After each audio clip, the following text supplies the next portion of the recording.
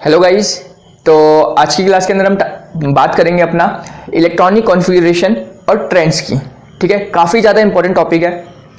अगर आप बात करें इनऑर्गेनिक केमिस्ट्री की, तो इनऑर्गेनिक केमिस्ट्री को पढ़ने से पहले इनऑर्गेनिक केमिस्ट्री के अंदर आपको पता ही होगा एच ब्लॉक आता है, हाइड्रोजन्स आता है, पी ब्लॉक आता है, डी ब्लॉक आता है, एफ ब्लॉक आता है। ठीक है, ये सारे इनऑर्गेनिक केमिस्ट्री के चैप्टर्स हैं। उनको पढ़ने से पहले आपको ये लॉजिक या ये वाला जो क्लास में बताने वाला हूँ बहुत ही ज़्यादा इंपॉर्टेंट क्लास है, क्योंकि इसके अंदर हम बात करेंगे इलेक्ट्रॉनिक कॉन्फ़िगरेशन और बेसिक जनरल ट्रेंड्स की। ठीक है, 4 ट्रेंड्स की हम बात करेंगे: atomic radii, ionization enthalpy, electronegativity and electron gain enthalpy. ठीक है, 4 जो बेसिक ट्रेंड्स होते हैं उसके बारे में मैं आपको बताऊंगा।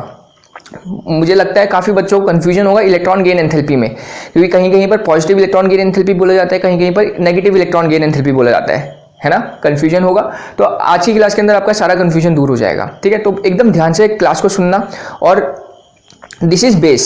ठीक है, अगर आपको ये चीज़ समझ आ गई तो मतलब मान के चलो आपका जो आधा इनऑर्गेनिक पार्ट है वो कंप्लीट हो गया। ठीक है, फिर आधा बचता है जो आपके कंपाउंड्स होते हैं, वो बात की बात है। आधा जो इनऑर्गेनिक का पार्ट है वो पूरा का पूरा जो आज की क्लास में बताऊंगा मैं, उसमें बेस्ड रहेगा। ठीक है, तो बहुत ध्यान से सुनो। ठीक है, तो चलो सबसे पहले हम बात करते हैं अपनी इलेक्ट्रॉनिक कॉन्फ़िगरेशन की। इलेक्ट्रॉनिक कॉन्फ़िगरेशन, तो सबसे सवाल पहले कि इलेक्ट्रॉनिक कॉन्फ़िगरेशन कैसे लिखी जाती है। ठीक है, तो क्योंकि हमारे पास पीरियोडिक टेबल होता है। पीरियोडिक टेबल आप लोगों को पता होगा, जैसे मैं यहाँ पर एक छोटा पीरियोडिक टेबल बना देता हूँ। ठीक है,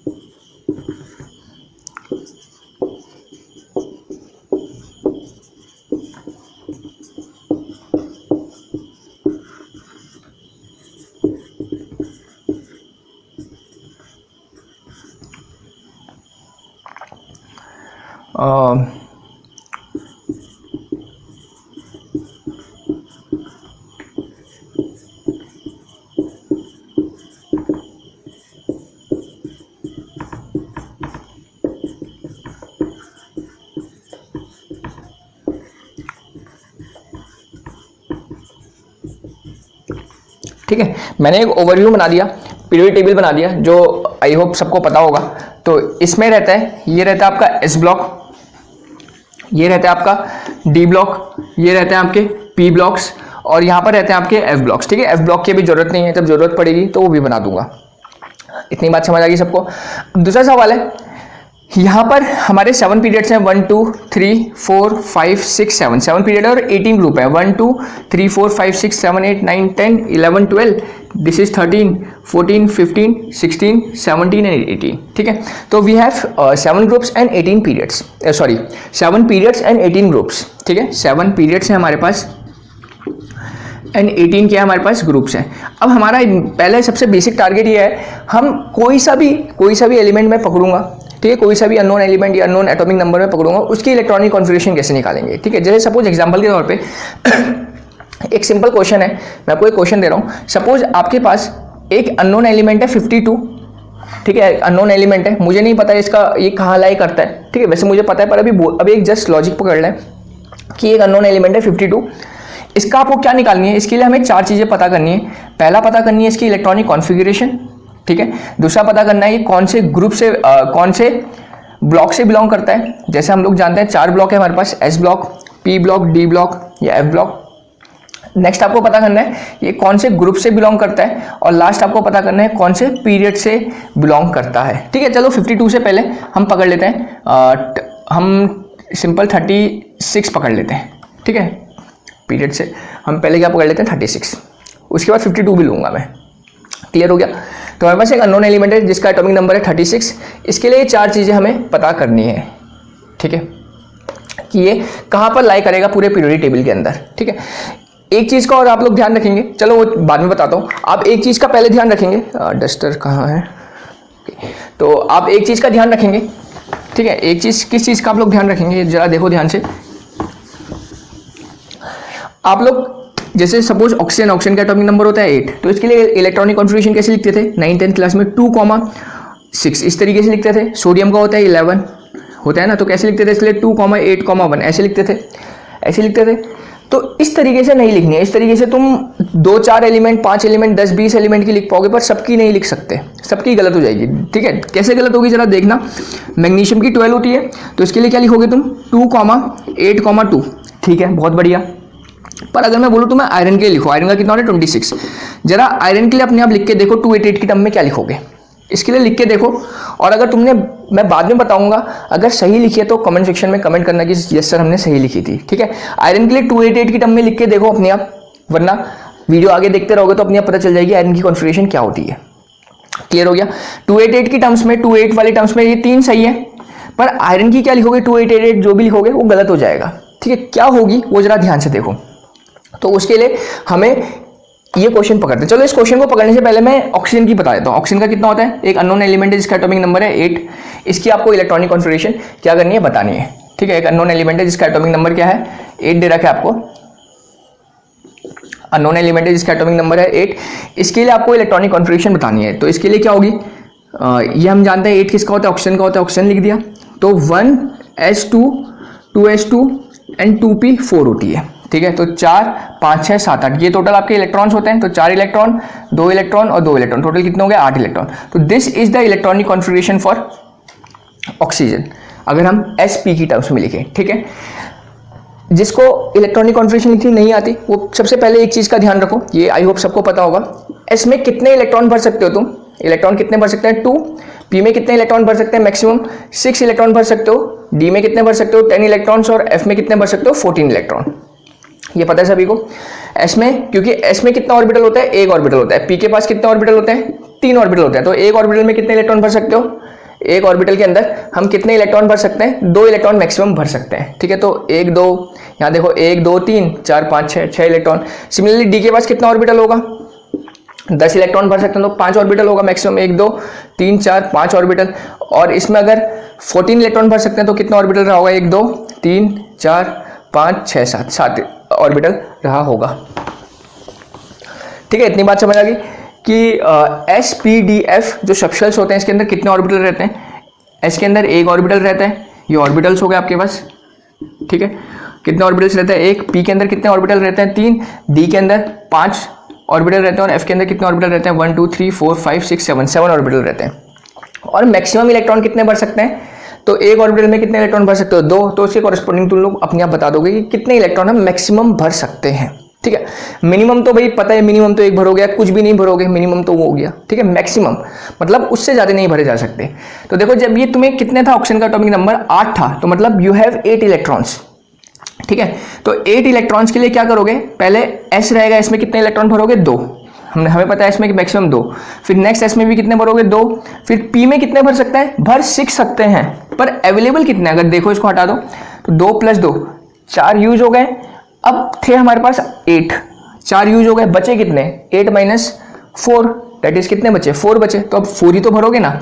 although P has capacity to accept 6 electron, 6 electron भर सकते हैं, पर हमारे पास अवेलेबल ही 4 है, तो हम 4 ही भरेंगे। तो यही होगी इलेक्ट्रॉनिक कॉन्फ़िगरेशन ऑक्सीजन की। इतनी बात समझ आ गई सबको।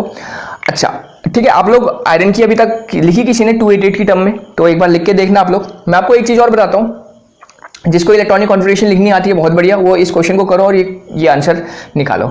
और जिसको नहीं आती वो अब मेरे साथ सीखो कि इलेक्ट्रॉनिक कॉन्फ़िगरेशन कैसे लिखते हैं। ठीक है, ये मैंने ओवरव्यू दे दिया आप लोग को, अब मेरे साथ सीखो कैसे लिखते हैं।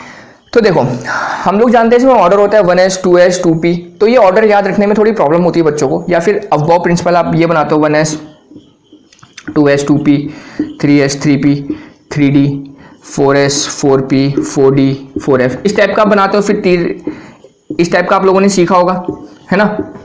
अबव प्रिंसिपल के अकॉर्डिंग ये सीखना है, पर यहाँ पर अभी फिलहाल मैं ये नहीं यूज़ करूँगा, क्योंकि इसमें डेफिनेटली आपको पूरा चार्ट बनाना पड़ेगा, फिर एरो मारने पड़ेंगे। अब तीर गलत लग गया तो ठीक है, अगर सीधा लगेगा तब तो आंसर सही आएगा। तीर, ये जो तीर मार रहे हो तुम लोग, एरो मार रहे हो, गलत मार दिया तो गलत हो जाएगा। ठीक है, तो इसकी मैं ट्रिक बताता हूँ, इलेक्ट्रॉनिक कॉन्फ़िगरेशन कैसे लिखी जाती है। बहुत ध्यान से सुनना, बहुत ध्यान से समझो, पूरे इलेक्ट्रॉनिक कॉन्फ़िगरेशन में डाउट क्लियर हो जाएगा। ठीक है, तो ट्रिक ये है, सबसे पहले हम लिखेंगे SSP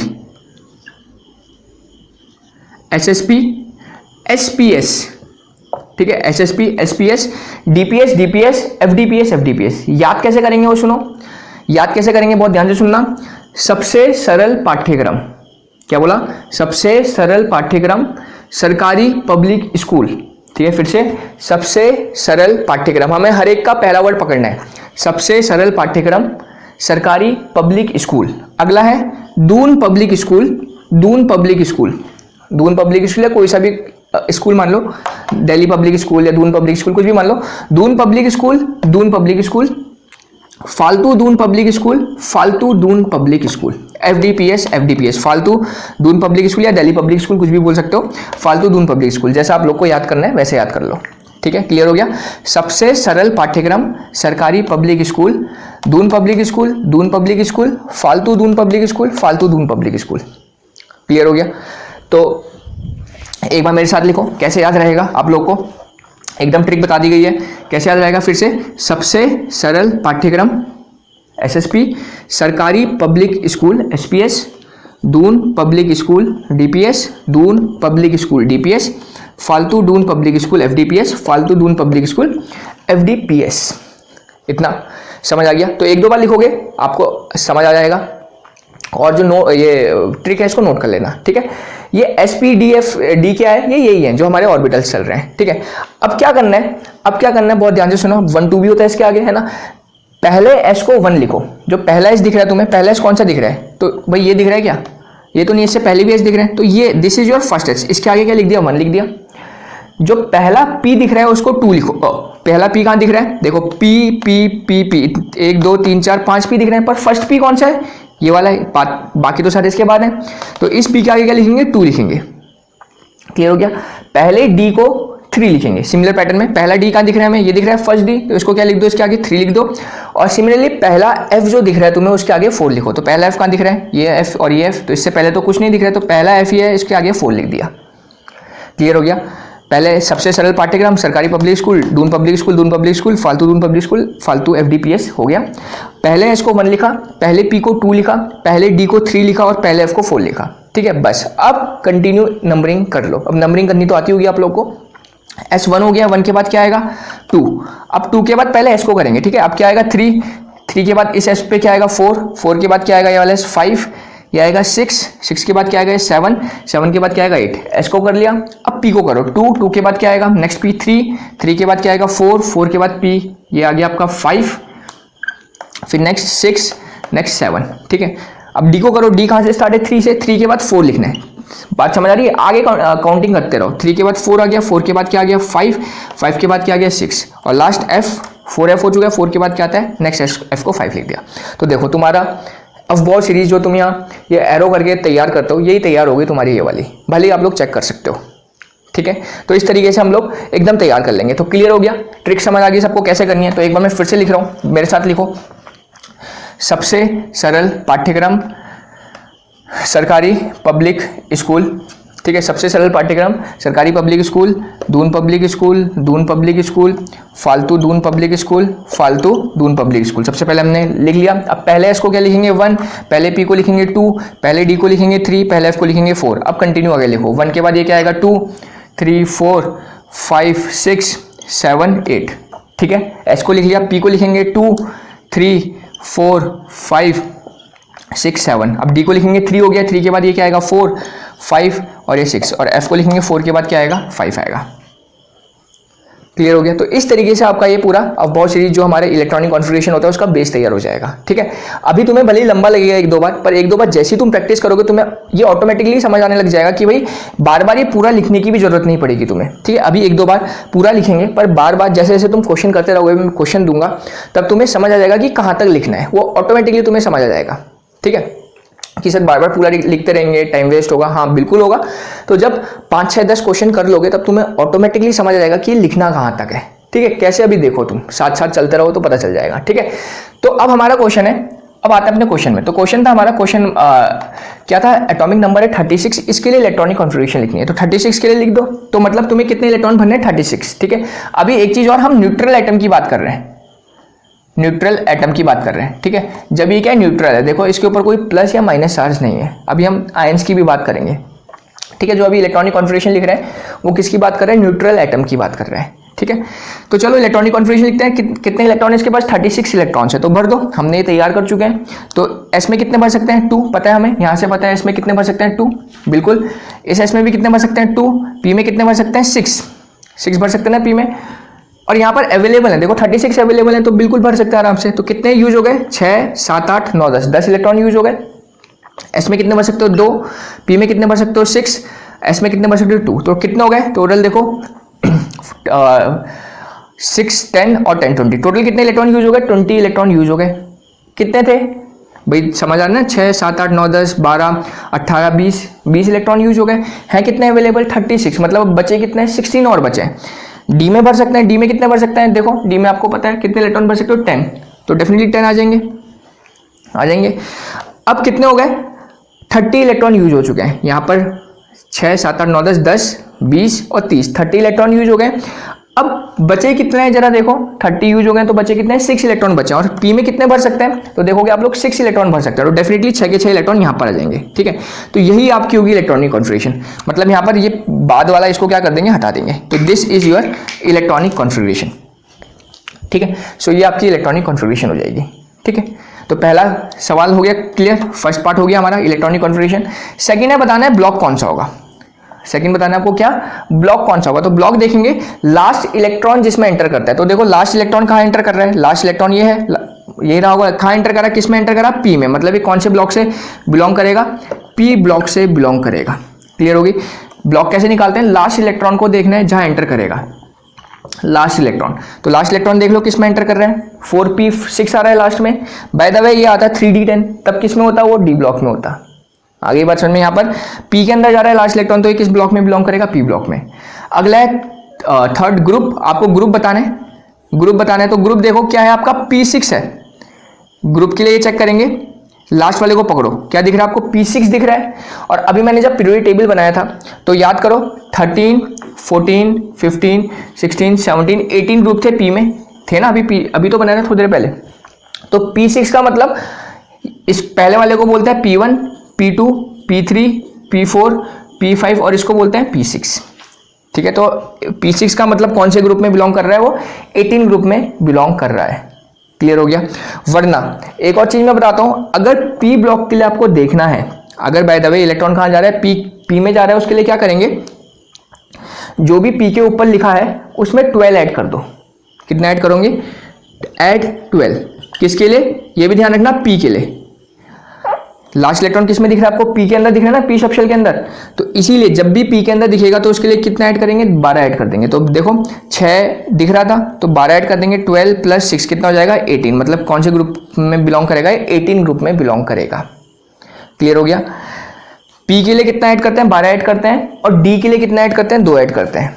ठीक है, अभी क्वेश्चन आएगा तो मैं बताऊंगा। बात समझ आ गई ना? 12 ऐड क्यों करते हैं? क्योंकि भाई अब सवाल हो सकता है कि सर 12 ऐड क्यों करा? तो 12 ऐड इसलिए करते हैं क्योंकि इससे पहले 12 ग्रुप होते हैं। देखो ये 13 ग्रुप से स्टार्ट हो रहा है पी ब्लॉक। यहाँ जब मैंने बनाया था भाई, ये बनाया था ना अभी मैंने, तो ये कहाँ से स्टार्ट हो रहा है? 13 से 18 तक स्टार्ट हो रहा है। तो भाई ये वाले ग्रुप क्या होंगे? ये 1, 2 होगा। और ये क्या होगा? 3 से लेके 12 तक। डी ब्लॉक कहाँ से कहाँ तक होगा? 3 से 12 तक। इसीलिए मैं टोटल जो भी हमारा होता है उसमें कितना ऐड कर देता हूँ? 12 ऐड कर देता हूँ। तो p6 जो 6 था, 6 में कितना ऐड कर दिया मैंने? 12 ऐड कर दिया। 6 में 12 ऐड कर दिया, इसलिए आ गया 18। तो हमारे कौन से ग्रुप का होता है? वो 18th ग्रुप का होगा। ठीक है, और फोर्थ पार्ट है आपका क्या बताना है? पीरियड। तो पीरियड बताने के लिए इसके आगे देखो क्या लिखा हुआ है। जो p6 आपका लास्ट इलेक्ट्रॉन है उसके आगे देखो क्या लिखा है? क्या लिखा है इसके आगे? 4। ठीक है, एक बार अब बहुत ध्यान से सुनना, एक बार क्या करना है? पीछे चेक भी करना है। अभी ठीक है आ जाएगा आंसर। एक बार पीछे चेक भी करना है, क्या 4 से ज़्यादा लिखा हुआ है? अगर बाय द वे 4 से ज़्यादा लिखा हुआ, 5, 6, 7 लिखा हो, तो वो उस ग्रुप से बिलोंग करेगा, उस पीरियड से बिलोंग करेगा। नहीं लिखा है तो इसका पीरियड क्या होगा? 4 होगा। आई बात में? तो देखो इसके आगे क्या लिखा है? 4। तो देखो इसके आगे कुछ इससे बड़ा हुआ 4 से ज़्यादा दिख रहा है क्या? तो नहीं दिख रहा है। 1, 2, 3 दिख रहा है और यहाँ 4 दिख रहा है। तो ये कौन से पीरियड का होगा? 4th पीरियड का होगा। 4th पीरियड का होगा। आगे बात समझना। तो इस तरीके से हम लोग इलेक्ट्रॉनिक कॉन्फ़िगरेशन का क्वेश्चन करते हैं। जैसे एक क्वेश्चन और देता हूँ, बहुत ध्यान से समझना। ठीक है, तो सोडियम मैग्नीशियम कोई सा भी हो, आयरन हमारे पास है अभी सवाल, इसको रहने देता हूँ, इसको मिटाता नहीं हूँ। आयरन का लिखा अभी तक आप लोगों ने? नहीं लिखा है तो चलो अभी देखना थोड़ी देर में। ठीक है, सपोज हमारे पास एक इलेक्ट्रॉनिक कॉन्फ़िगरेशन है, एक अननोन एलिमेंट है जिसकी इलेक्ट्रॉनिक कॉन्फ़िगरेशन है सपोज 23, ठीक है, इसका लिखना है। तो क्या लिखेंगे, हम जानते हैं क्या होता है, SSP SPS DPS। अब देखो तुम्हें समझ आ गया होगा कि यहाँ तक 20 इलेक्ट्रॉन भर जाते हैं भाई, ये 10 मतलब ये 10 होगा, ये 10 20 होगा, तो इतने तक काम बन जाएगा, तो आगे लिखने की जरूरत नहीं है। आई बात समझ में? तो लिखो 1 2 3 4 5, ये P कहाँ से स्टार्ट होगा, 2 से, 2 3 4 और ये होगा 3 से स्टार्ट। 23 बनना है, कितने भरेंगे, 2 2 6 6 7 8 9 10 12 16 12 18 20। अब 20 इलेक्ट्रॉन भर चुके हैं, अवेलेबल कितने हैं, केवल 3 अवेलेबल है। 23 भरने हैं ना, 20 भर चुके हैं, 10 इसमें 10 इसमें। अब डी में कैपेसिटी है कितने भरने की, 10 इलेक्ट्रॉन भरने की कैपेसिटी है, पर इलेक्ट्रॉन है कितने अवेलेबल, केवल 3 ही अवेलेबल है। तो इसमें कितने भरेंगे, केवल 3 ही भरे जाएंगे, तो ये भी नहीं आएगा, 3 ही इलेक्ट्रॉन भरेंगे। समझ लो बात, 10 की अवेलेबिलिटी है, पर 10 भर सकते हैं मैक्सिमम, पर अवेलेबल कितने थे, 3 ही तो थे, तो इसलिए 3D3 आएगा। तो ये होगी इलेक्ट्रॉनिक कॉन्फिगरेशन। सेकेंड है, यही सारे क्वेश्चन करने हैं, कौन से ब्लॉक से बिलोंग कर रहे हैं, तो देखो लास्ट इलेक्ट्रॉन किस में गया, डी में गया, मतलब ये कौन से ब्लॉक में बिलोंग कर रहा है, डी ब्लॉक में बिलोंग कर रहा है। थर्ड क्वेश्चन, कौन से ग्रुप में बिलोंग कर रहे हैं, तो देखो डी ब्लॉक। डी ब्लॉक के लिए क्या करेंगे, मैंने बताया ऐड कितना करना पड़ेगा, 2, किसके लिए, फॉर डी के लिए। आई बात समझ में? जैसे पी ब्लॉक के लिए क्या ऐड करते हैं, हम 12 ऐड करते हैं, जो भी आता है ऊपर उसमें 12 ऐड करेंगे। वैसे ही डी ब्लॉक का ग्रुप निकालने के लिए कितने से ऐड करना पड़ेगा, 2 से। क्यों, क्योंकि जो हमारा एस ब्लॉक होता है वो डी से पहले होता है, तो एस के 2 होते हैं, ठीक है।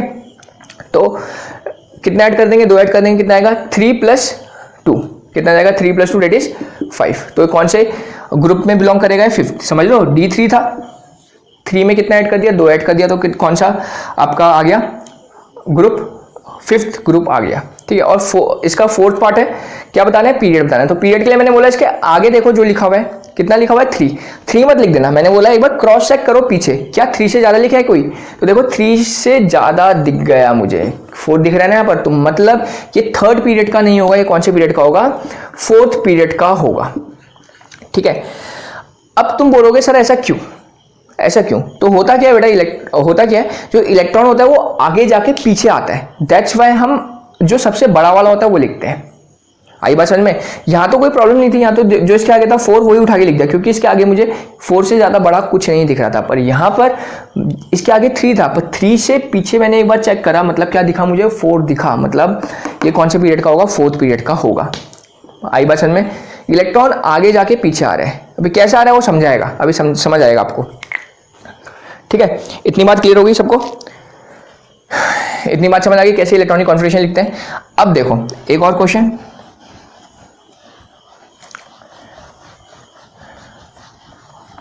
अब देखो एक और क्वेश्चन, सपोज एक सिंपल सा पकड़ रहा हूँ सोडियम का क्या होता है, 11 होता है। कॉन्फिगरेशन लिखोगे, समझ आ गया होगा, 1s2 2s2, अब डायरेक्ट लिख रहा हूँ, 2p6 हो जाएगा और 3s1 में खत्म हो जाएगी, 6 7 8 9 10 11 हो गया।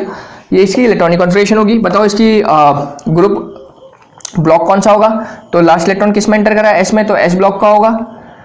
और ग्रुप कौन सा होगा, तो देखो इसमें कुछ ऐड नहीं करना, क्योंकि स्टार्टिंग एस ब्लॉक से होती है, तो 1 है, मतलब कौन से ग्रुप का होगा, ये ग्रुप 1 का होगा, ठीक है, इसके लिए ग्रुप 1 का होगा। और पीरियड कौन सा होगा, तो पीरियड देखो क्या है, इसके आगे लिखा हुआ 3, और देखो 3 से बड़ा कुछ दिख रहा है क्या पीछे, नहीं दिख रहा है, तो इसका पीरियड क्या होगा, 3 होगा, 3rd पीरियड का होगा। इतनी बात समझ आ गई। अब जरा इसको देखो ध्यान से, जब इसको हम अपने 8th 9th क्लास जो बचपन में लिखते हैं उसके फॉर्मेट में लिखेंगे तो कैसे लिखते थे, तो देखो ये 1 का मतलब होता है पहला शेल, ठीक है, तो पहले शेल के अंदर कितने इलेक्ट्रॉन है, 2। आई बात समझ में? 2 का मतलब होता है दूसरा शेल, तो देखो 2 है, यहाँ पर भी 2 है, इन दोनों में 2 है, तो देखो दूसरे शेल के अंदर कितने इलेक्ट्रॉन है, 6 + 2 8, कितने इलेक्ट्रॉन है, 8 इलेक्ट्रॉन, समझ लो। और 3 का मतलब है तीसरा शेल, 4 का मतलब है चौथा शेल। 3 के अंदर कितने इलेक्ट्रॉन है, तो देखो 3 के अंदर कितने इलेक्ट्रॉन है, 1। तो याद करो जब हम सोडियम को लिखते थे बचपन वाली टर्म में, वो ऐसे लिखते थे 281, तो इसी तरीके से हम लिखते हैं। पहले शेल के अंदर कितने इलेक्ट्रॉन, 2, दूसरे शेल के अंदर, अब दूसरा ये भी है, ये भी है, देखो 2 लिखा है इसके आगे भी 2 लिखा है, टोटल कितने इलेक्ट्रॉन है, 6 + 2 8, इसलिए यहाँ 8 लिखेंगे। फिर 3rd शेल के अंदर कितना है, 1 इलेक्ट्रॉन है, इसलिए हम 1 लिखेंगे। आई बात समझ में?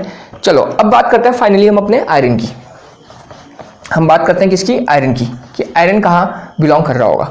तो देखो आयरन के लिए जब 26 के लिए इलेक्ट्रॉनिक कॉन्फिगरेशन लिखोगे, अब तुम्हें 28 की टर्म में भी आ जाएगा कैसे लिखा जाएगा, ठीक है। तो कैसे लिखोगे, 1s 2s 2p 3s ये पता है सब आपको, सबसे सरल पाठ्यक्रम सरकारी public school, Doon public school, समझ आ रहा है ना। अब आपको पता चल जाएगा कि यहीं तक स्टोरी बननी है।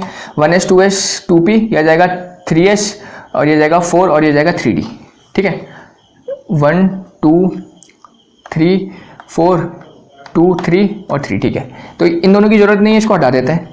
कितने इलेक्ट्रॉन भरने हैं? 26 इलेक्ट्रॉन भरने हैं। देखो कितने भरेंगे, 2 2 6, कितने हो गए 10, यहाँ भी 10 भर जाएंगे, ये पता है सभी को, 10 10 20 हो गए। अब 20 इलेक्ट्रॉन भर चुके हैं 26 में से, अवेलेबल कितने हैं? केवल 6 अवेलेबल है। कैपेसिटी ऑल दो इसकी 10 इलेक्ट्रॉन रखने की है, पर अवेलेबल कितने अच्छे हैं, तो उतनी ही तो रखेगा ना, समझ रहे हो। तो कितने इलेक्ट्रॉन रखेगा? 6 इलेक्ट्रॉन रखेगा। आगे बात समझ में।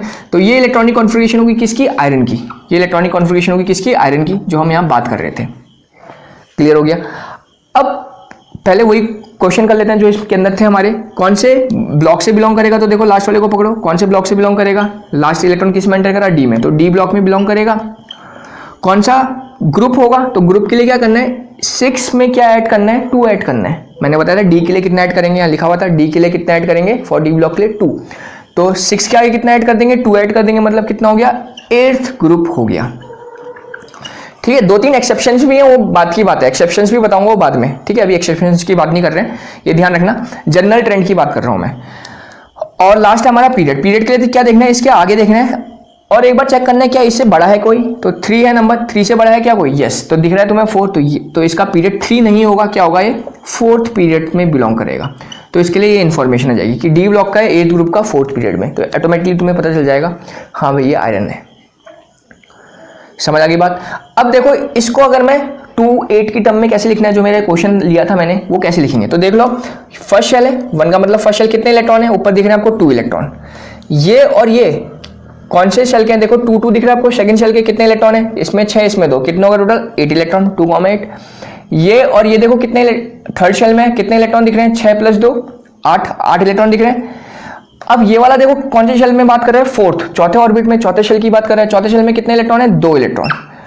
अब देखो ध्यान से, जैसे ही चौथा में 4s में 2 इलेक्ट्रॉन गया, उसके बाद इलेक्ट्रॉन कहाँ गया? तो देखो पीछे वापस आया, यही मैं बोल रहा था। 4th के बाद वापस आया इसमें, और कितने इलेक्ट्रॉन लिए? 3। भाई 3 का मतलब क्या हुआ? 3 का मतलब क्या हुआ? तीसरा शेल, ये पहला था, ये दूसरा था, तीसरा चौथा था, तो तीसरे शेल में इलेक्ट्रॉन क्या है? वापस आया, और कितने इलेक्ट्रॉन लेके आया? 6 इलेक्ट्रॉन। तो इसमें कितना ऐड करना पड़ेगा? 6 ऐड करना पड़ेगा। आया, तो कॉन्फ़िगरेशन क्या हो जाएगी? 2 8, 8 + 6 ऐड कर देंगे, कितना हो गया? 14 2।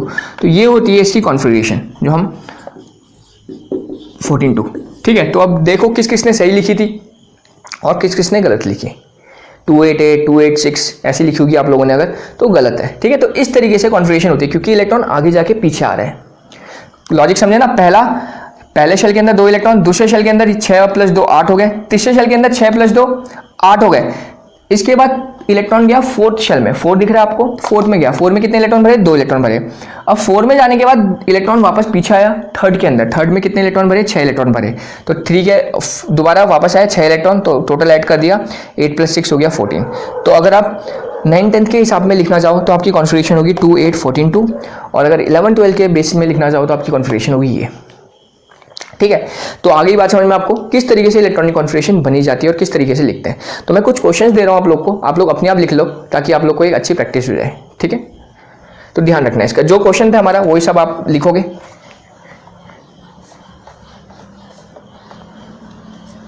ठीक है, क्वेश्चन है,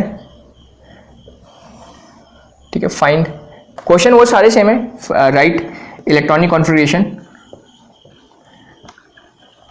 configuration, find block, group, period.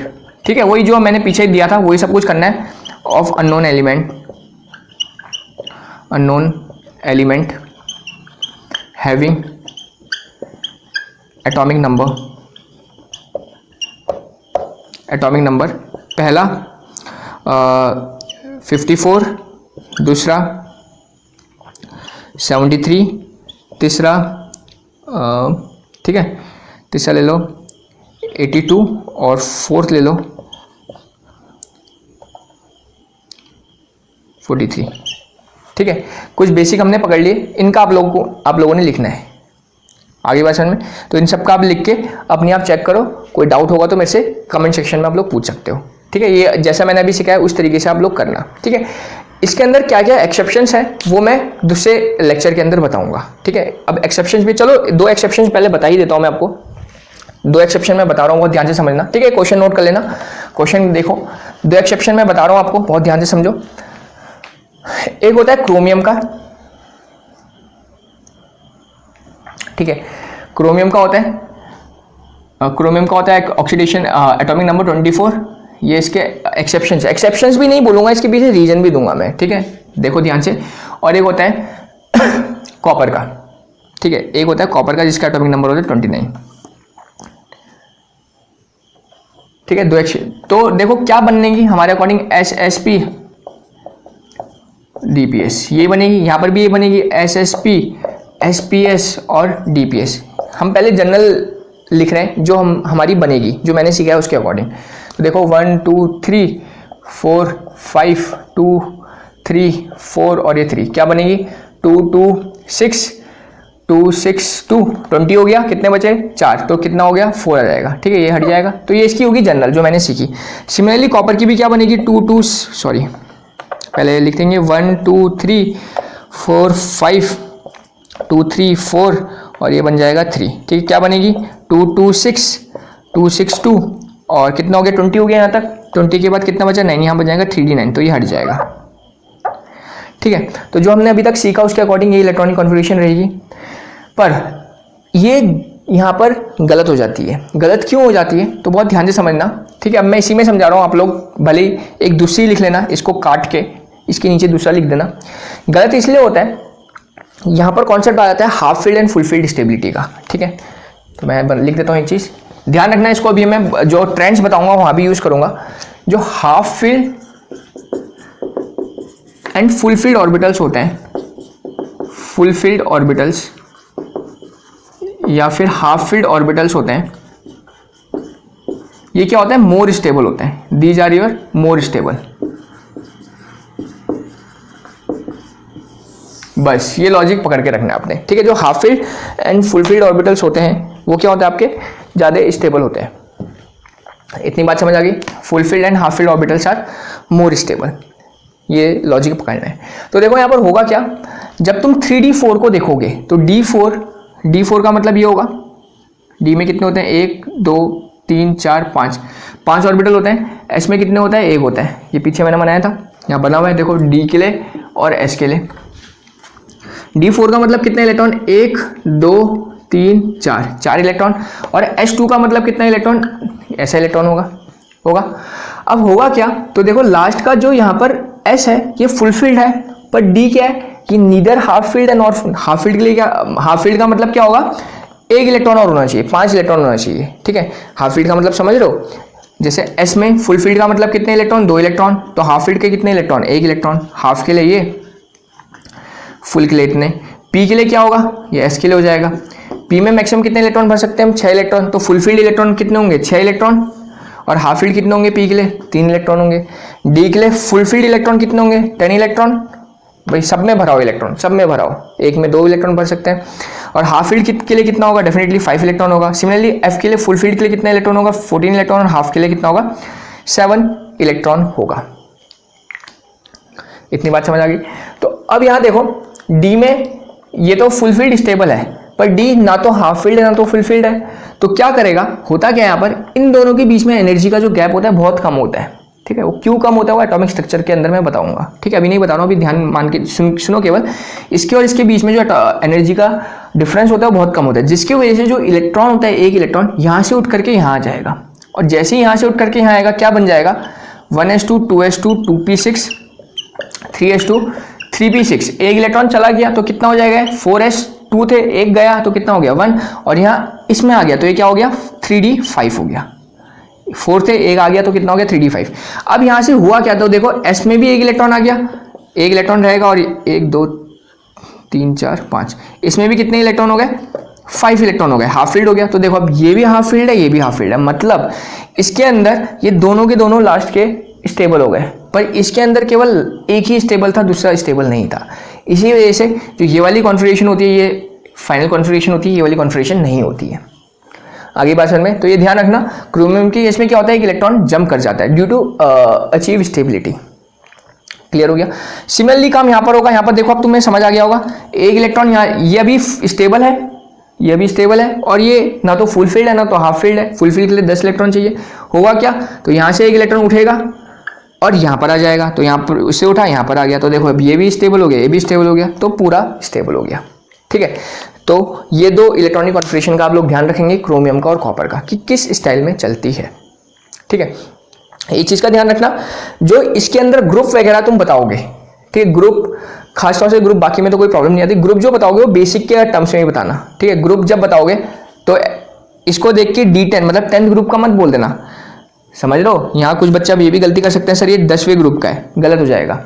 Group हमें जो ओरिजिनल जो मैंने सिखाई है उसको देख के ही हमें ग्रुप वगैरह के बारे में बताना है, बाकी तो सब कुछ निकाल सकते हो, ग्रुप में प्रॉब्लम आएंगी।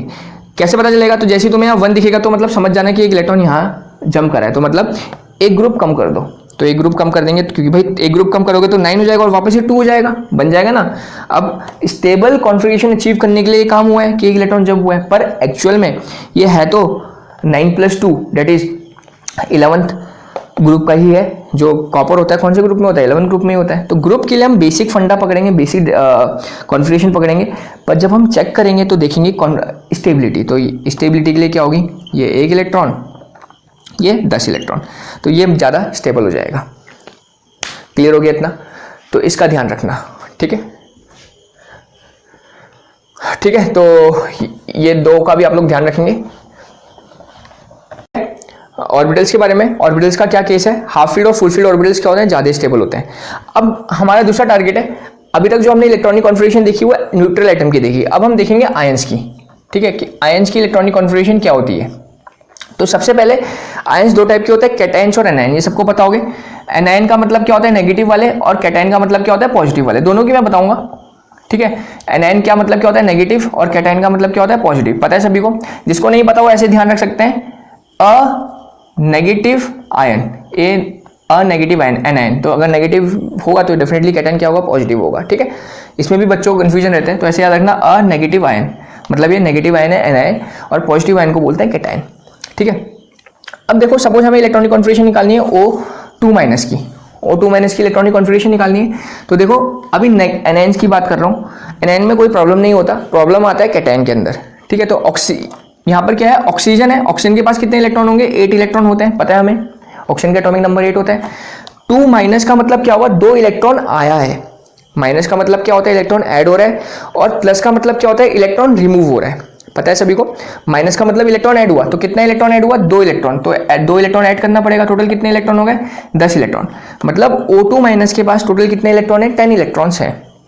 तो अब इसकी कॉन्फ़िगरेशन लिखते हैं, तो ये पता ही है SsP SPS, मुझे पता है यहाँ तक हो जाएगा। अब आप लोग को भी आइडिया ना लग गया होगा कि कहाँ तक ये लिखना है हमें। तो 1 2 3 4 2 3 कितना हो जाएगा, 2 2 कितना हो गया, 4 हो गया। और P में कितने भर सकते हैं, 6 भर सकते हैं, अवेलेबल भी हैं 6। तो इस बार ये आपकी कॉन्फ़िगरेशन हो जाएगी, इसको हटा दो।